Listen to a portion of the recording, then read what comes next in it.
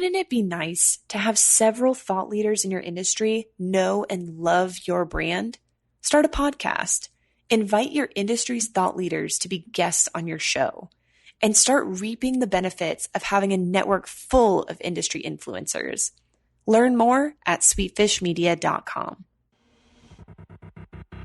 You're listening to B2B Growth, a daily podcast for B2B leaders. We've interviewed names you've probably heard before, like Gary Vaynerchuk and Simon Sinek, but you've probably never heard from the majority of our guests. That's because the bulk of our interviews aren't with professional speakers and authors. Most of our guests are in the trenches leading sales and marketing teams. They're implementing strategy. They're experimenting with tactics. They're building the fastest growing B2B companies in the world. My name is James Carberry. I'm the founder of Sweetfish Media, a podcast agency for B2B brands, and I'm also one of the co-hosts of this show. When we're not interviewing sales and marketing leaders, you'll hear stories from behind the scenes of our own business. We'll share the ups and downs of our journey as we attempt to take over the world. Just kidding. Well, maybe. Let's get into the show. Welcome back to the B2B Growth Show. We're here today with Amrita Gurney, VP of Marketing at CrowdRiff. Amrita, how are you doing today? I'm great. Really nice to be here. Oh, well, we are really excited to have you on, Amrita.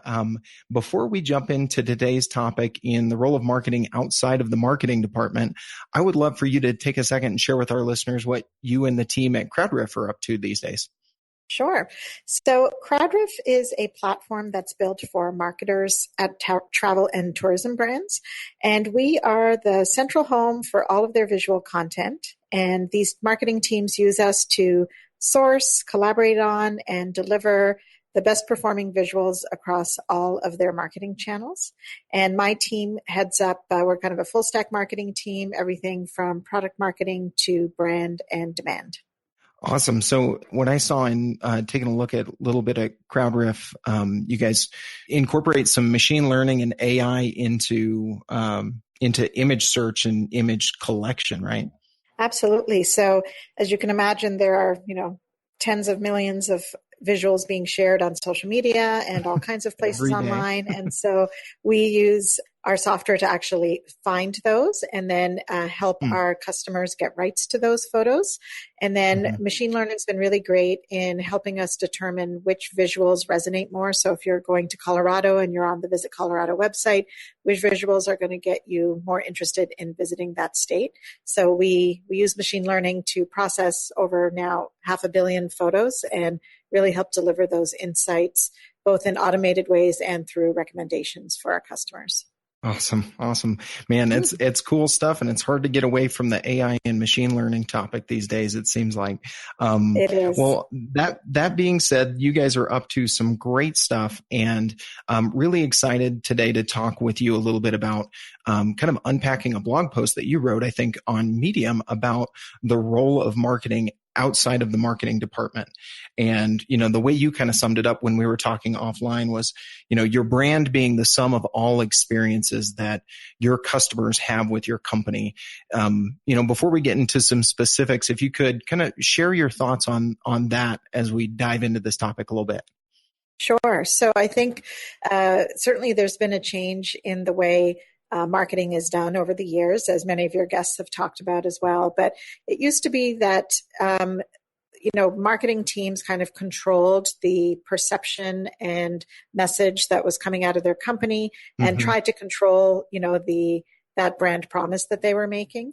And the reality is today that with the way people are communicating and hearing about all kinds of things, they're really putting together all of the different experiences and touch points that they have with their company and coming up with sort of their own sort of perceptions of how they feel about your company. So it's no longer something that just lives in marketing. There are a lot of other ways people interact with your company that will still make them have an opinion about the way you do business and whether or not they want to spend their money with you. It reminds me of something I was reading the other day on basically your brand living in the hearts and minds of your audience, and you can influence it, but you don't necessarily have total control of it. You're trying to direct it. And that's what I hear you saying here as well. So that's great stuff. I love this story that you have, Amrita, about a story where customer support had a big influence on the marketing for a company, and it's actually got some personal ties to you. So I'd love for you to share that story with our listeners. Sure. So my husband doesn't know I'm going to be talking about him on the air, but there's an airline that has existed in Canada, and he is a regular customer of Porter Airlines. And this airline launched as a commuter airline that was really targeting business people, and they were, really positioning themselves as having a business class experience. You go into their terminal, their lounges are open to everybody, not just members, and they offer free drinks and coffee and cookies. And so, they really were positioning themselves from a marketing point of view as a premium service commuter airline. And so one time my husband was traveling from Toronto to another city, and for some reason he brought his passport along as his identification. So he landed in this city, went to his meeting, got back to his hotel a few hours later, noticed he had a voicemail from the airline. And this gentleman from the airline said, "Hi, Bill, you left your passport on the flight. We checked, and that plane is now in another city, but we looked and saw which flight you're going to be on tomorrow. So we put the passport from the city of Halifax, which is in one end of the country, to a flight that is going through where you're going to be picking up the flight. And when you board your flight tomorrow, all you need to do is ask the steward at the front, and he will have your passport in an envelope ready for you." And so it was pretty incredible that, before he even knew he had lost his passport, someone at this airline had taken the initiative to not just locate it, but to get it back in his hands with as little effort from my husband as possible. And so to me, this was really white glove service. That was not something he paid extra for, and really did so much more for giving him an impression of this airline more than what he might have seen in an ad of theirs or in an email that he received. Right. His impression with the brand was so influenced by that completely frictionless experience. I feel like frictionless doesn't even describe it, because like you said, they weren't even being reactive and handling it well. They were being proactive and handling it amazingly before he even knew he had a problem.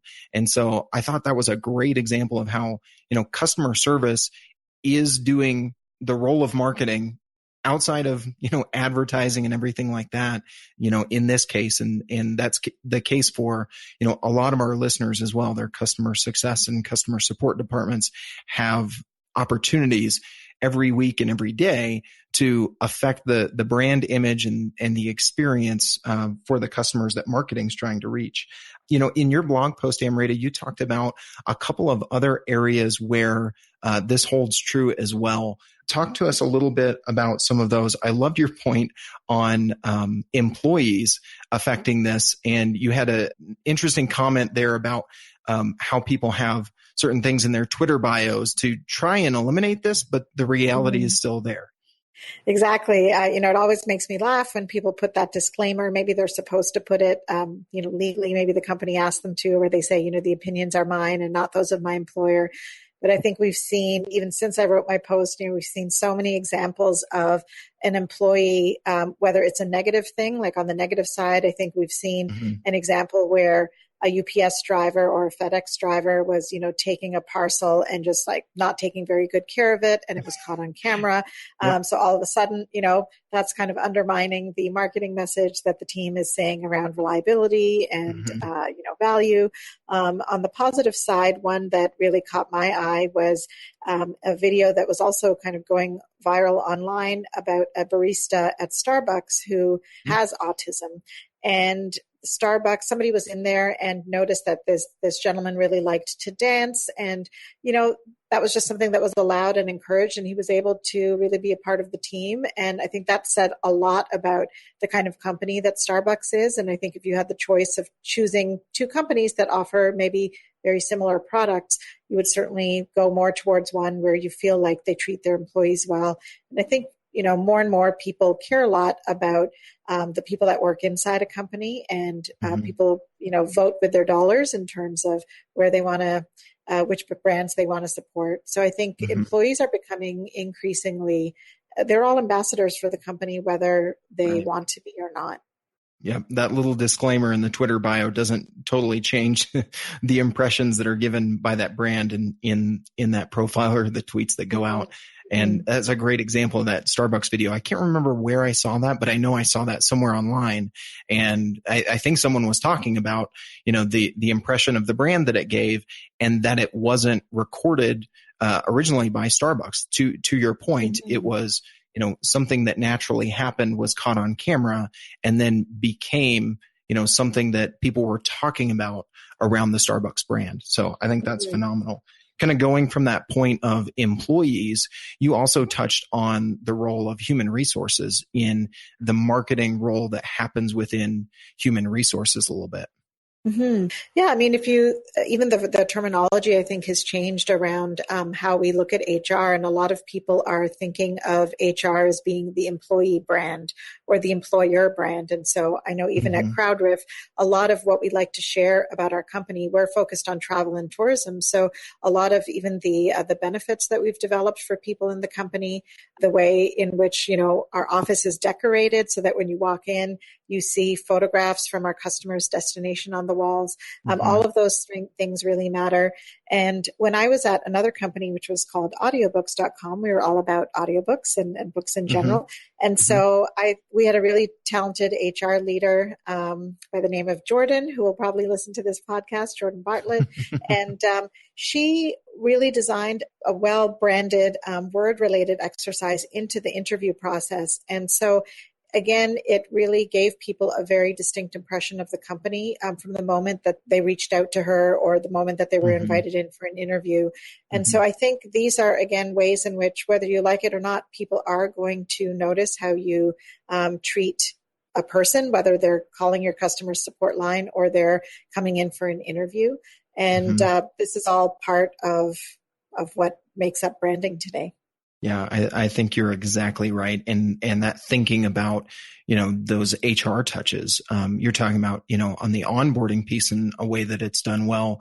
I've heard some bad stories about, where folks aren't thinking about, when they let people go, the other side of HR and how that affects their brand, and whether that means, bringing employees back in or whatever the case may be, it can have an effect. And so I think this point that you bring up is a great one for our audience to think about, is as they interact with other departments within the organization, how can they help steward and facilitate and be involved with their interactions with the customers, because, it's marketing happening outside of marketing. And so I'd love for you to share maybe 2 or 3 ways. A lot of our audience here are members of marketing departments at B2B brands. And so I think what would be helpful for them is sharing a couple of ways where you think that marketing can maybe proactively, help facilitate the marketing, quote unquote, that's happening in these other departments, whether it's in these examples we've talked about or something a little different. Sure. I mean, I think the very first thing we can all do as marketing leaders is to make sure that other people in the company and certainly other department leaders know what it is that marketing does. So I think it just starts off with, forming those relationships. And also in some cases, you might want to do more formal presentations, because I remember having a conversation with someone once and she said, "Oh, I thought marketing just wrote blog posts." And so, it was important for me to make sure that she knew all of the other stuff that we did. And also just in general, how do people make up their mind about, whether or not a brand is a company, or a company is one that they want to support. So it could also be on the product team, which I think is also more and more extremely critical to, someone's decision around whether or not they want to spend their money. You can make lots of promises, but the product is the fulfillment of that promise. So I think it starts off with education. Just make sure other people know what brand is and what marketing is and how people are influenced by all of these different touch points. I think another thing that marketing can do for other teams is to really make sure they have a deep understanding of the people that we talk to, because your audiences are not just your customers, they're also your investors, your potential employees, the vendor partners that you work with. There's a lot of other audiences. So just helping them see that this is what is important to those people, because a lot of times people don't know that marketing is not just about interacting with a prospect, that there are a lot of other people who, again, influence the perception of that company. And then in some cases, I think you could even go a little bit further and provide them with some more specific tactical ideas around either how to get started or to partner with them together. So for example, you may work with the finance team to redesign your invoices to inject more of your personality, like the company Basecamp does. They do a great job of really, following through, not just with the customer experience from a product onboarding point of view, but even something like getting your monthly invoice. It's really designed to reflect who they are as a company. And then what we did at Audiobooks was actually put a brand book together where we went department by department and gave them a list of sort of starting points of these are some of the things you could think about as a team. So we weren't telling them what to do, but we were giving them some prompts so that they understood how to take this fuzzy concept of marketing and branding and apply it to their department. Yeah. And I think that just helping them in that area, one, thinking about what marketing is, thinking about what the brand is, and then thinking about how they can facilitate it. I think giving those other departments some tactical ways to think about it can reap a lot of benefits within, our organizations when marketing takes the initiative to do that. Certainly. Absolutely. Yeah. And I think it also, as a marketer, I like that it also reminds people that our value is so much more than just, growth hacking or, doing very specific demand gen programs, which are, of course, the heartbeat of what we do. But there's a lot more that we can do to really add value to a company. And I think this is one nice way to just, inject some of that into other departments. Yeah. Almost thinking about the marketing department's brand within the company is kind of what I hear you saying there. Yeah. I never thought about it exactly that way until you said that, but that's great. Well, Amrita, this has been great. I love the stories that you're sharing. I think our listeners are going to get some practical takeaways from this episode. So thank you so much for sharing. Before we let you go today, if anyone listening to this would like to connect with you, stay connected, and learn from your insights, what would the best way for them to go about doing that? Sure. So they can find me on Twitter. I'm on Twitter pretty often. My Twitter handle is my first and last name together. So Amrita Gurney. You can also find us at CrowdRiff. And I just want to say thank you for inviting me to come in. It's been a real pleasure to talk to you, Logan. And I love your podcast. So it's nice to be on the other side as an interview guest instead of as a listener. Awesome. Well, it has been my pleasure, Amrita, and I really enjoyed this conversation. So thank you so much for being on. And before we let you go today, folks, we wanted to take a second to share a special offer for our B2B growth listeners. As you may already know, our friends over at Flip My Funnel are putting on another great conference this year.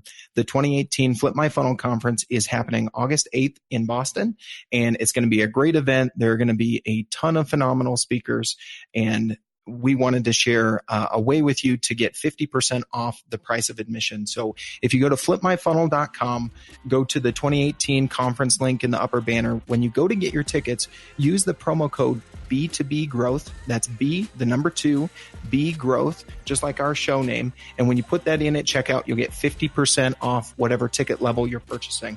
So it's going to be a great event. We're really looking forward to connecting with some of our listeners, our past guests there. So check out flipmyfunnel.com and make sure you use the code B2B Growth when you check out. There are lots of ways to build a community, and we've chosen to build the B2B Growth community through this podcast. But because of the way podcasts work, it's really hard to engage with our listeners. And without engagement, it's tough to build a great community. So here's what we've decided to do.